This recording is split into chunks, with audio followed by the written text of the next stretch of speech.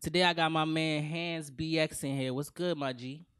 Yo, what's goody? What's goody? Yeah. HannsBx. Of course, the BX stands for B. You from the BX, my nigga? Bronx all day. Okay. I mean, so what got you, way down here in Florida and shit?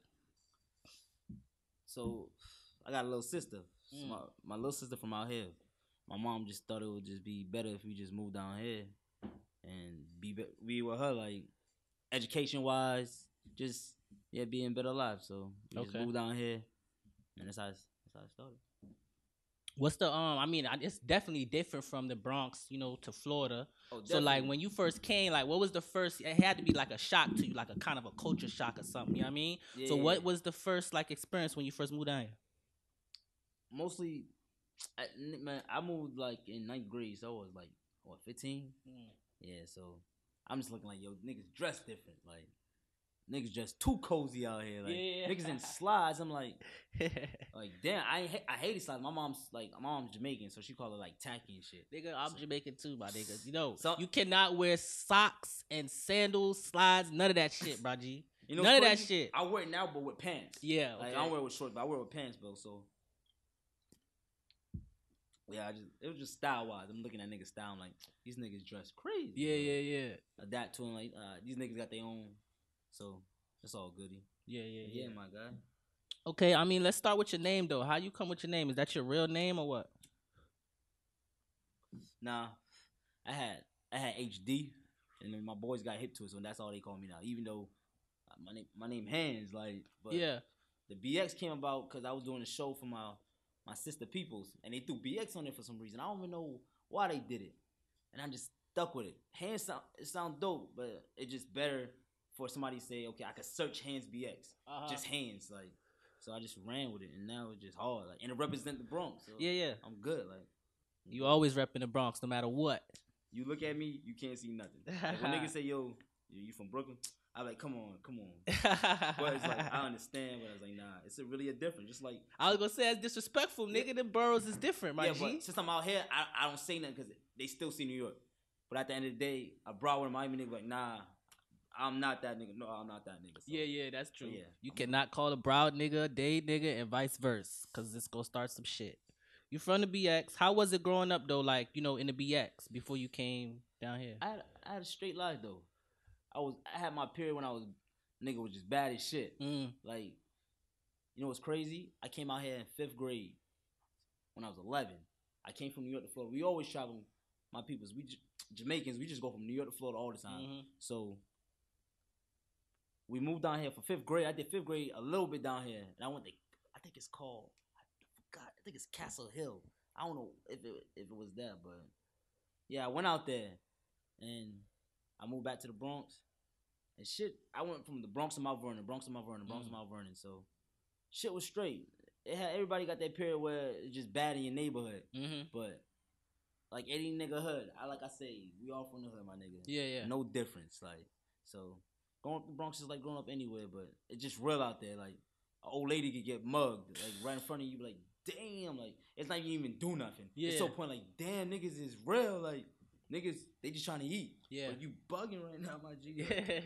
All right, so, having a Jamaican, parent or mother, you know what I'm saying? Everybody. Yeah. Whole fam. Okay, that's what's up. So, how has that influenced you in any way, like, as far as culture and shit like that? Culture, a lot, man. That reggae. You know what's crazy? When I started rapping, I used to rap over my mom's Jamaican tapes. And if you Jamaican or island, you know you bugging.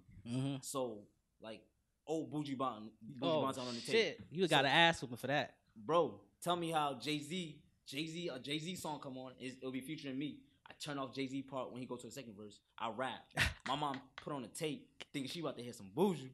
You hearing your son wild and talking about shit. I used to get beaten for days. But that's how I knew I wanted to do that though. I said, yo, I'm violating these classic tapes, bro. You know, like now who's making tapes? But that's something else that threw me off though, bro. You said tapes. You ain't say CD. You said tapes. The era of tapes. That's something classical right there, bro. Yeah, cassettes. I'm just saying, you know what I'm saying? The era of cassettes, tape, whatever it is, that era is classical. Like, I remember right now, I still remember the day when If I Ruled the World played on the radio, right? And me and my sister, we recorded that bitch on a motherfucking cassette. We recorded the whole mix. Because we couldn't wait for that shit to drop. That's the only time you would hear it. That's the only time you hear when Funk Flex dropped that all motherfucking If I Ruled the World. Boy, we put that bitch on. We recorded some shit because my aunt used to listen to country, all type of shit. My aunt was crazy Jamaican, but she listened to everything. Yeah. We used to record over her all her old shit. Psh, Tina Turner, I don't give a fuck what it was. Bro. You feel me? So same shit, bro. Same shit. I didn't look at it disrespect. Like, your mom, I'm just doing what I'm doing. Like, yeah. That's like crazy. You were saying, that's crazy. I thought about it too. Like back in the day, only time you would hear music repeatedly was only if the video came on. But if you recorded it, you could hear it anytime. You know what I'm saying? Yeah. Back in the day, you didn't have an iPod or some shit with the music. It was just the radio. Yeah, you're right. Where the fuck was you gonna hear it? That's crazy. You had to record it, my guy. That's true. That's true. Yo, that's dope though. You know what I mean? The era of shit. Yeah. That's dope. So, coming from the Jamaican household, the food. Food is something that's... Oh my gosh, my favorite dish is curry goat, bro. Oh, that's what I was gonna ask. Tell my shorty all the time, like, you gotta make curry. She don't know how to make curry goat, but you gonna learn to make curry goat. Like, I always want, no matter how it makes me feel. Like sometimes it be wilding with the stomach. Yeah. Like you gotta curry goat is my favorite dish. Like I go to Dutch pot, Donna's, the joint over here on Commercial. Like, yeah. They get that curry goat. That's curry goat all the time. She love that. She love that oxtail and that stewed chicken. It's crazy. I think Jamaicans put the Americans on to oxtail because they love it. They even veganize oxtail. What the fuck? What? Vegan oxtail, bro. What the fuck that look like? This nigga wilding on the people of the vegans saying, "Yo, what have y'all done?" Like, but I guess vegan is healthy, so it might be a good thing. I wonder what the fuck that tastes like, my nigga. Tofu, oxtail. Fuck out of here. Talk about that experience. You coming from the BX, right? And then you coming down here, and it's basically like a whole nother underground sound that nobody ever heard of, but they rocking to that shit and they juking. And like, what was the first time? Like, what was your experience the first time you seen? I don't even know the first time I heard it. When I first came out, I never went outside. I was always in the crib on the internet, like MySpace. But when I started going to school, when I went to BA, that's when I started following people at the school. And I'm listening to music, and they speeding up songs. And I see this nigga named Iceberg. No, what the fuck is Iceberg? Like, everywhere, and you hear dunks. And I'm like, what the fuck is this? And everything speeded up.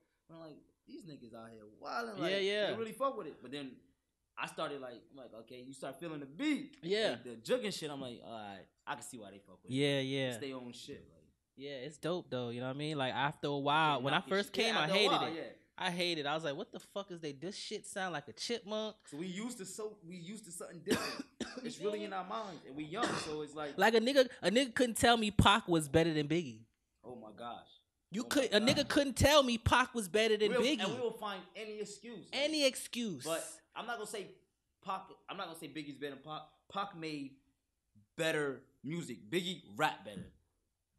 Biggie will body Pac in anything. You see, we still making. We still have our own idea though, right? But I'm appreciating Pac now. Like exactly that was my point. You feel me? After a while, I just appreciate the man music. Like like when you listen to Brenda Got a Bait, like that song was crazy.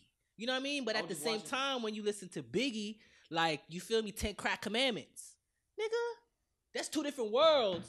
But them bitches is fucking hitting those hits. You feel me? So it's like. Bro, I definitely feel that. I feel you. Appreciate that boy Pop. And as a person, I watched like rare interviews. That nigga was only like 24, 25 with a mind of I'm like, what the fuck? And I'm 25, so I'm like, damn, like what is he doing to get that knowledge that I'm trying to get? Like this nigga was way ahead of his time, bro. Like, but the black people grew up with the Black Panthers and shit. So that's a different upbringing that kind of set the path for him to be who he was. You know what I mean? That's dope. That is dope. Thank you for listening to FamousB4TheFame Podcast. I really appreciate it. Check this out.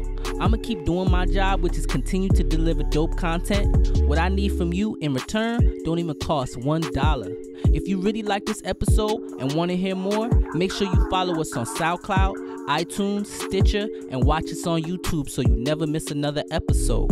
Like, subscribe, review, retweet, and share. Again, I am Super Sean, and this is FamousB4TheFame.com.